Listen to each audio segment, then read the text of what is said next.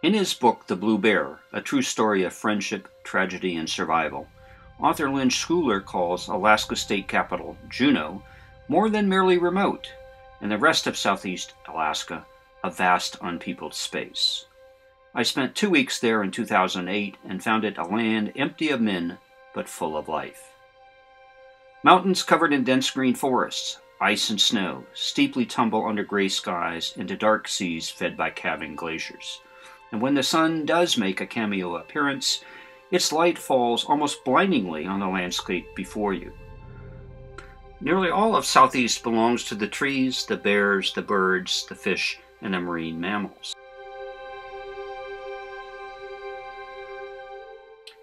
A mere 75,000 humans are scattered across 35,000 square miles of the Alaska Panhandle, living in widely dispersed pockets of civilization unconnected to each other by road.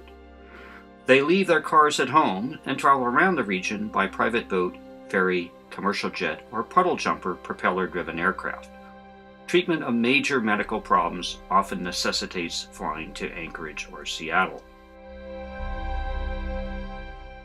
That tiny resident population is dwarfed by nearly 1 million cruise ship passengers who, like a human tsunami, sweep through the larger towns of Juneau and Ketchikan when they disembark in the morning, while they shop in dockside stores, helicopter to glaciers, or flight sea in float planes before streaming back to their ships at day's end to sail away like a band of pirates to conquer yet another port of call.